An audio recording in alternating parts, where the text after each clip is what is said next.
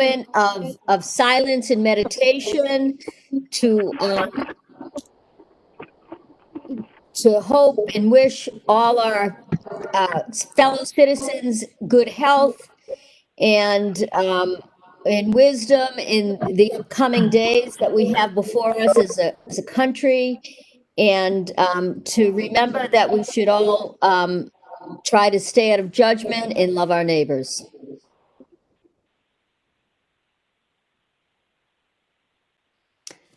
I pledge allegiance to the flag of the United States of America, and to the republic for which it stands, one nation, under God, indivisible, with liberty and justice for all. Thank you, Governor. Thank you, Councilor Duff. I recognize Councilor Hurly for a motion to record advice and consent for the financial warrant.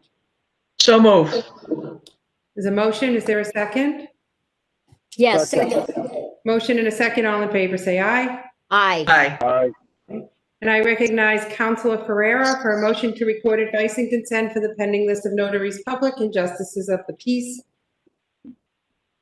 Joe, you're muted. Unmute. So moved, Governor.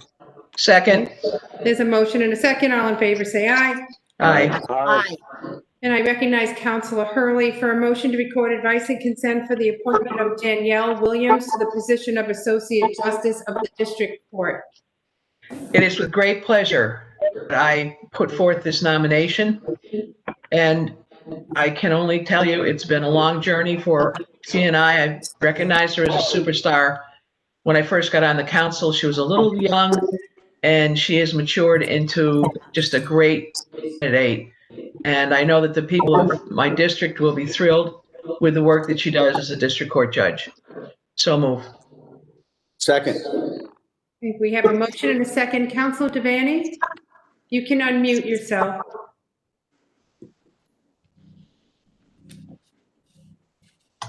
Can you hear me? We can.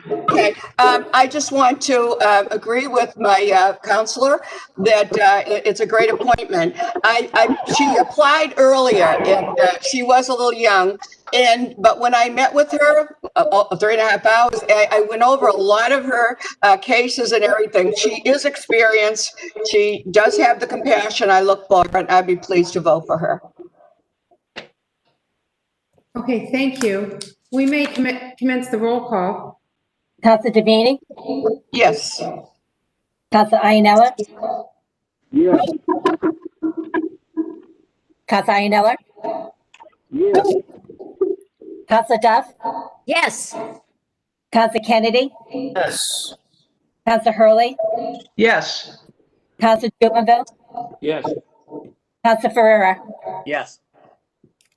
7-0. Okay, thank you.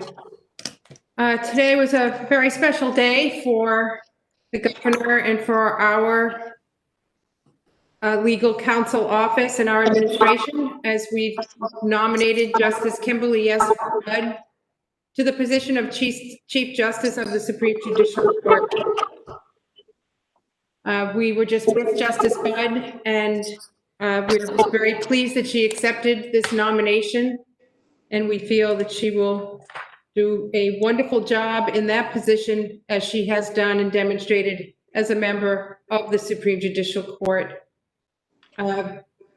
We would ask for a date. We should work with you, Councilor Devaney, on a date, as well as location and accommodations, given that some of these hearings have been done in person or virtually. We need to make sure we accommodate everyone's participation. And we look forward to working with, obviously, Justice Bud's schedule in doing so. Thank you, Lieutenant Governor. Can everybody hear me? Can you hear me? Okay. Yeah, we can hear you. I'm especially pleased. This is my district, and I have presided over Justice Bud for the SJC. And so for the people who are listening in, the council schedules council hearings for the nominees. And then it will go to the public assembly like this one that we're sitting in. And the public assembly is called by the governor. And that's when the lieutenant governor will call a roll and we will vote on the nominee. So there is a little problem in scheduling, so we're going to have to adjust. First of all, we already have a nominee on the 4th of November. So next week is Veterans Day, the 11th. So I would suggest, and I'm so excited to be presiding because I'm thrilled. And so the hearing I would call on the 18th. And councilors, would you hold the 19th open too? Because this is a very important appointment. It might go 2 days. Now I'm going to ask the councilors to help me on this. Now, do we vote on the 25th? Which is the day before Thanksgiving? It would be very brief. We could come in the morning and it'll be 5 minutes. Or do we want to set the date for the vote for December 2nd, Wednesday? So that would be it. So it'll be the 18th for the hearing, and hold on to the 19th also. And then we can have the vote. It'll be brief, the 25th, or if you want to go the 2nd. So any suggestions from my fellow councilors about Governor, the 25th or the 2nd? Lieutenant Governor, Yes. Councilor Hurly? we have been we're a rudderless court system. There is not a Chief Justice of the Supreme Court, and we don't have the administrator on either. This can't wait that long. I'm going to suggest that we have the hearing on the 12th, which would allow for a much speedier hearing and have the approval on a date to be determined by the council. But I think we have to speed up the process. Lieutenant Governor, through you, Councilor, thank you. I had originally said the 12th.